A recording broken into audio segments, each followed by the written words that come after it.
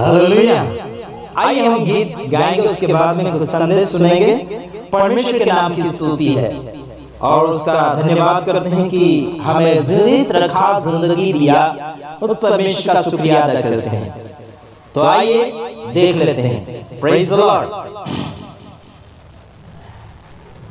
भरपूर जीवन तेरे लिए, भरपूर जीवन तेरे लिए। क्या है भरपूर जीवन? कौन लाया? क्या कोई भरपूर जीवन ला सकता है? यीशु मसीह के बिना कोई भरपूर जीवन नहीं लाता। तो देख लेते हैं। यीशु लाया है तेरे लिए, यीशु लाया है तेरे लिए, भरपूर जीवन तेरे लिए, भरपूर जीवन तेरे लिए। यीशु लाया है तेरे लिए। हाँ, जीवन से थक कर है क्यों उदास, यीशु है देता जीवन में आस। जीवन से थक कर है क्यों उदास, यीशु है देता जीवन में आस। अनंत जीवन तेरे लिए, हाँ, अनंत जीवन तेरे लिए। यीशु लाया है तेरे लिए, हाँ, यीशु लाया है तेरे लिए। भरपूर जीवन तेरे लिए, भरपूर जीवन तेरे लिए। यीशु लाया है तेरे लिए, हाँ, यीशु लाया है तेरे लिए। हाँ, क्या लिखा है? ना हो तू निराश, ना हो तू निराश। अगली का आगे सुनिए। खाली है जीवन तेरा हे बेकरार, तरस खाता यीशु तुझ पर हाँ, खाली है जीवन तेरा हे बेकरार, तरस खाता यीशु तुझ पर करता है प्यार। हो खाली है जीवन तेरा हे बेकरार, तरस खाता यीशु तुझ पर करता है प्यार। झरनों सा जीवन तेरे लिए, हाँ, झरनों सा जीवन तेरे लिए। यीशु लाया है तेरे लिए, यीशु लाया है तेरे लिए। भरपूर जीवन तेरे लिए, हाँ, भरपूर जीवन तेरे लिए। यीशु लाया है तेरे लिए। कौन लाया? यीशु लाया है तेरे लिए। अगला पॉइंट बोलूंगा। हाँ, क्या बोल रहा है यीशु मसीह? आपके लिए, मेरे लिए भरपूर जीवन लाया। तो देख लेते हैं। यीशु बुलाता तुझको आ यीशु पास, जीवन के जल से पीकर बुझा अपनी प्यास। यीशु बुलाता तुझको आ यीशु पास, जीवन के जल से पीकर बुझा अपनी प्यास। नदियों सा जीवन तेरे लिए, नदियों सा जीवन तेरे लिए यीशु लाया है, तेरे लिए, हाँ यीशु लाया है तेरे लिए, भरपूर जीवन तेरे लिए, झरनों सा जीवन तेरे लिए। हो यीशु ही प्यार करता है तो निराश ना हो, तो उदास ना हो, तो हताश ना हो।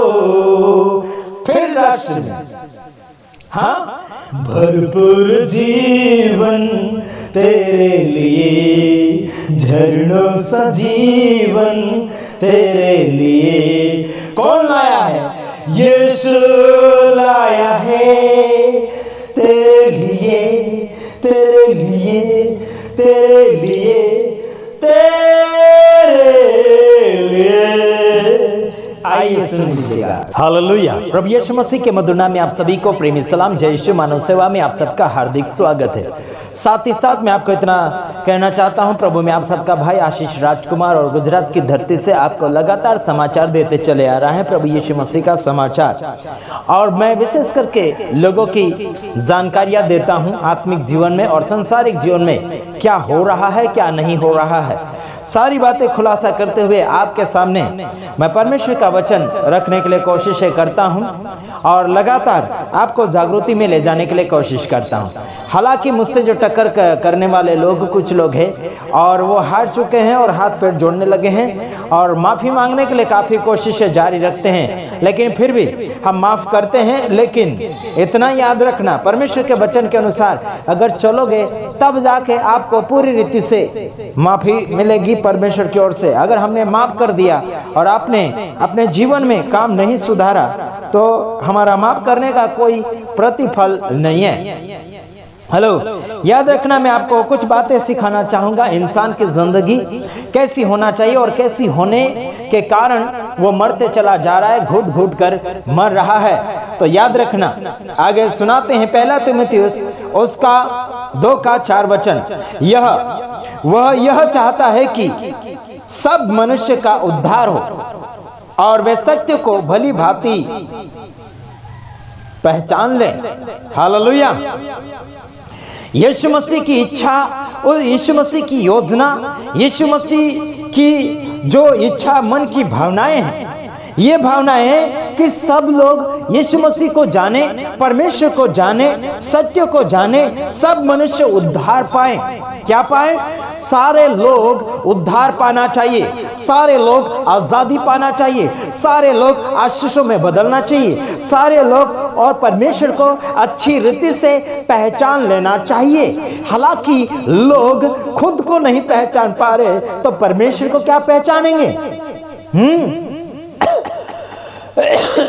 याद रखिए, खुद को नहीं पहचान पा रहे तो परमेश्वर को क्या पहचान पाएंगे?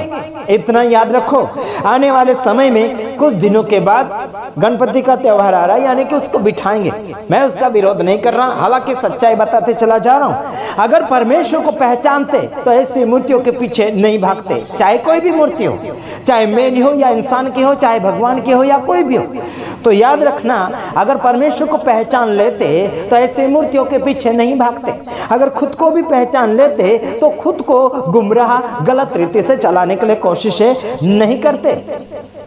याद रखना मेरे भाइयों बहनों, आपका विरोधी मैं बिल्कुल नहीं हूं इस बात में। सच तो सच है और झूठ तो झूठ है। मैं कभी झूठ का साथ नहीं दूंगा, सच का साथ दूंगा।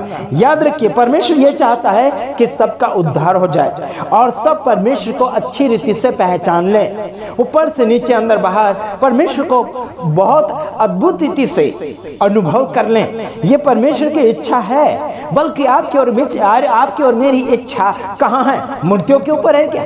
जैसे कि गणपति का जैसे कुछ दिनों के बाद आने वाला है, वैसे मैं भी उसका पुजारी था।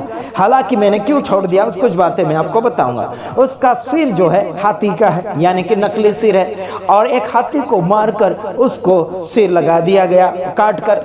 तो ध्यान रखिएगा, ऐसे ईश्वर नहीं होते। बिल्कुल सच सच बोल रहा हूं। सच अगर कड़वा लगता हो तो जरूर मुझे कॉल कर सकते हैं आप। और याद रखिए, अगर ईश्वर है तो ओरिजिनल उसका सिर चाहिए। अगर ईश्वर है तो हाथी का सिर काटकर उसे क्यों जोड़ दिया गया, इतना याद रखना। यानी कि हाथी का हत्या करके उसको सिर जोड़ दिया गया गणपति को। यानी कि ऐसा क्यों किया शंकर भगवान के द्वारा, ऐसा क्यों कहा गया या फिर क्यों करा गया?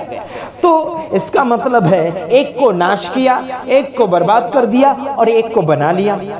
एक को जिंदा रखा और एक को मौत के घाट उतार दिया, यानी कि हाथी जानवर को मार डाला और उसका सिर वो खुद इस्तेमाल कर रहे हैं। हालांकि इनको लगातार हर साल लाना पड़ता है और खरीद के लाना पड़ता है। कोई कभी फ्री में दिया क्या?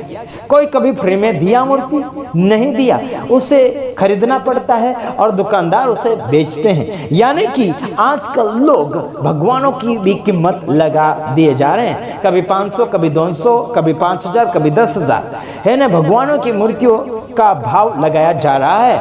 हालांकि मैं आपको सत्य बता रहा हूं, आपको मैं गुमराह करने के लिए बिल्कुल कोशिश नहीं कर रहा हूं। इसमें आप मेरे साथ ऑब्जेक्शन उठा सकते हैं। हालांकि सच तो सच है और मैं इतना बताना चाहता हूं, मैं किसी धर्म से ताल्लुक नहीं रखता हूं। सारे धर्मों का क्या क्या कारनामा है वो मैं खोलने के लिए कोशिश जारी करता हूं। यहां पर लिखा है कि सारे मनुष्य उद्धार पाना चाहिए और सारे लोग सत्य को जान सके कि ईश्वर कैसा है।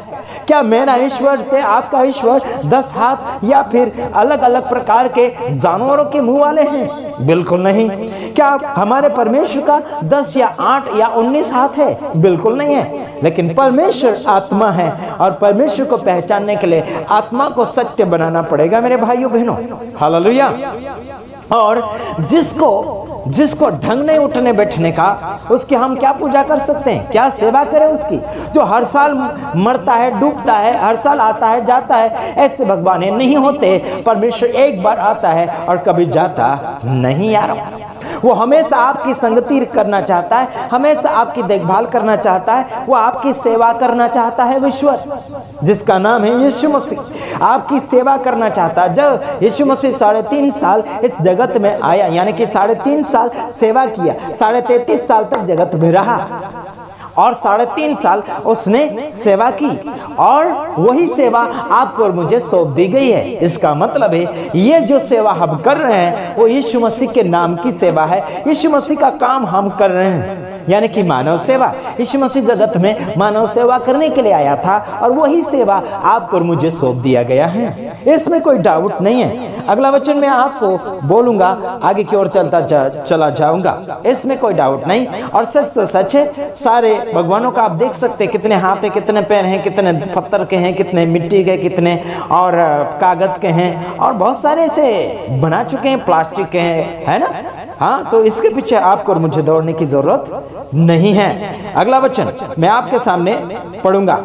पहला वचन में क्या बोला? परमेश्वर को अच्छी रीति से पहचानना चाहिए। क्यों?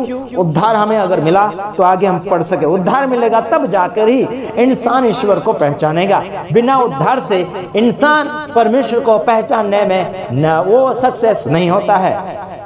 एक्सक्यूज मी, मत्ती 22 का 37 वचन, उसने उससे कहा, तू परमेश्वर अपने प्रभु से अपने सारे मन और अपने सारे प्राण और अपने सारी बुद्धि के साथ प्रेम रख।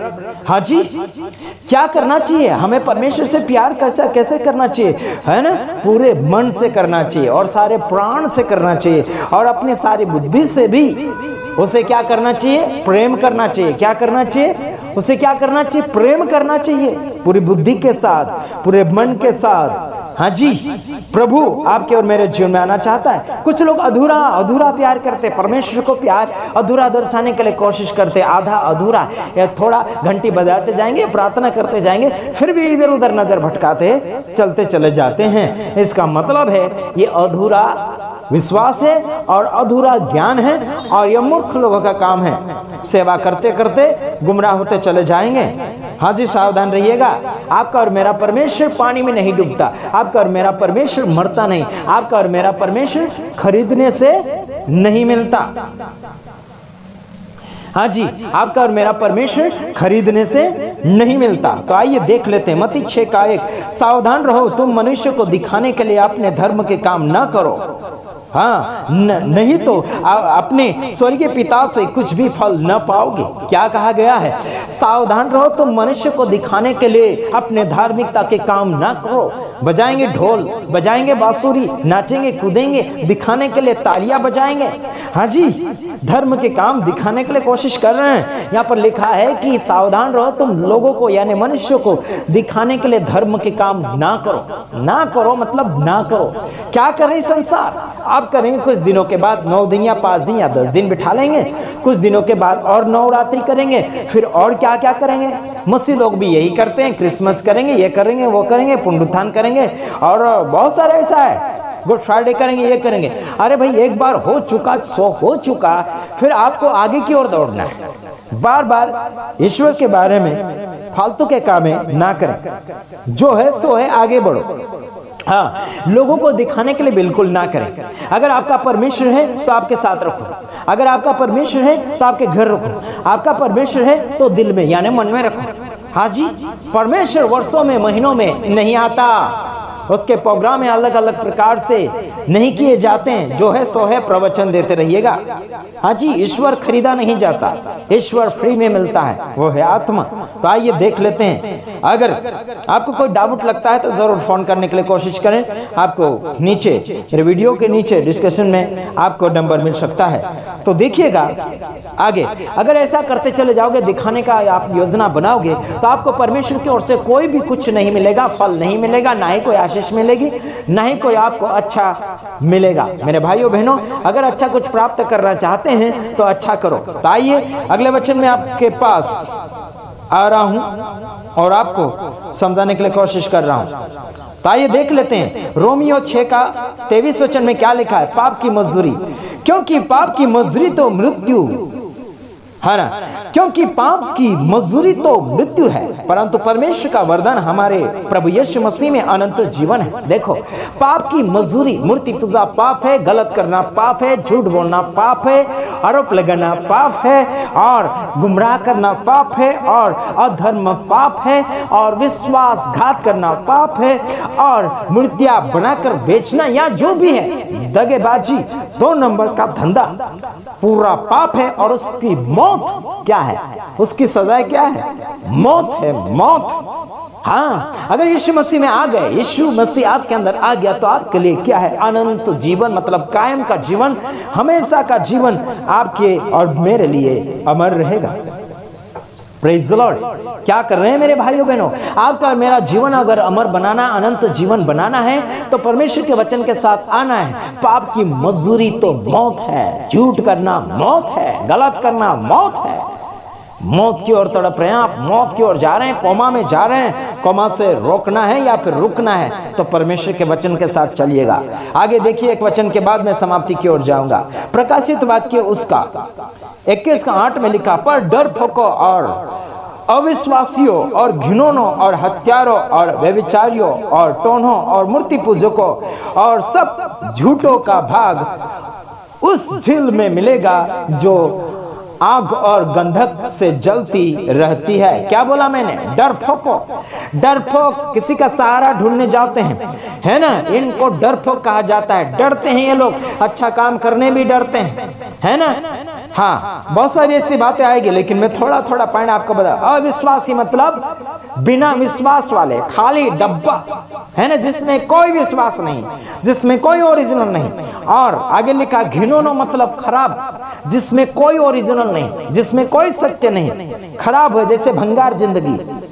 आगे हत्यारों मतलब खूनी, खून करने वाले, मार तोड़ करने वाले, है ना।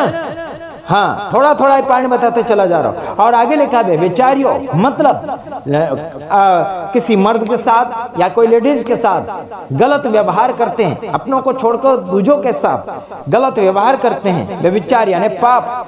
हाँ, और टोनो, टोनो मतलब जादू टोना, दारू यानी कि क्या बोलना चाहिए, दारू डालते हैं जादू करते हुए, और क्या बोलना चाहिए कि भगत भवा करते हैं, दोरा बांधते हैं, धागा बांधते हैं और खून खराबा यानी कि बलि चढ़ाते हैं। ये सब जादू टूना। मूर्ति पूजकों, यहां पर आ गई बात, मैंने बातें कही थी मूर्ति पूजकों। यहां मूर्ति पूजकों लिखा गया। मूर्ति पूजकों मतलब कोई भी प्रकार की मूर्ति, चाहे कोई भगवान की होगी या इंसानों की होगी, या कोई परंपरा रीति रिवाजों त्योहारों को पूज रहे हैं, ये सब मूर्ति पूजा में आती है। और इन सब को क्या कहा गया, आगे लिखा है, इन सब झूठों का भाग। किसको किसको झूठ कहा गया, ध्यान से सुनो। आपको लगता होगा कि मूर्ति अच्छी है, लेकिन ये झूठ कहा गया। डरपोको, ये भी झूठ में। अविश्वासी, ये भी झूठ में। घिनौना, ये भी विश्वास में, यानी कि ये भी झूठ में। और हत्यारा, ये भी झूठ में। और व्यभिचारी, ये भी झूठ में। टोना, ये भी झूठ में। मूर्ति पूजा, ये भी झूठ में, है ना। इन सब को क्या कहा गया, झूठों का भाग, इनका हिस्सा, इनका भाग, और इनका क्या बोलना चाहिए, बंटवारा कहां मिलेगा। इनको वो मौत मिलेगी जहां नरक में होती, जो दूसरी मौत होती है।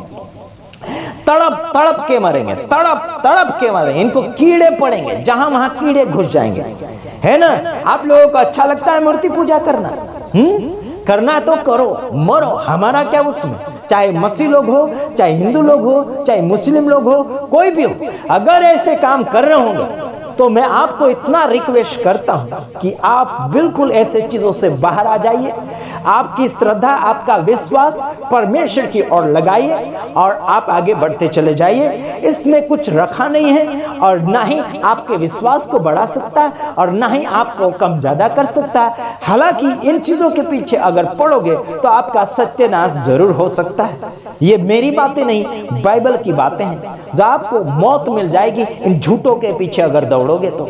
चाहे कोई भी, मसीह लोग भी क्रॉस बांध के घूमते हैं, तो ये सारे झूठे हैं। और क्या बोलना चाहिए, कुछ लोग ताबीज समझकर क्रॉस को रखते हैं, या अन्य प्रकार की ताबीजें डब्बी जैसी बांध के रखते हैं। और घिनौना, हत्यारों, व्यभिचारी, है ना, ये सारे लोग झूठ में गिने जाते हैं। मतलब इनका कोई वैल्यू नहीं, इनकी कोई इज्जत नहीं, इनकी कोई तारीफ नहीं। भले ये प्रार्थना करते हुए बड़े बड़े चिन्ह चमत्कार भले कर लेंगे, लेकिन इनका इज्जत ईश्वर की जगह नहीं है। इनकी इज्जत केवल नरक करेगा। समझ में आ रहे मेरे भाइयों बहनों? तो याद रखना, दूसरे वीडियो के साथ आ रहा हूं, तब तक ले गॉड ब्लेस यू।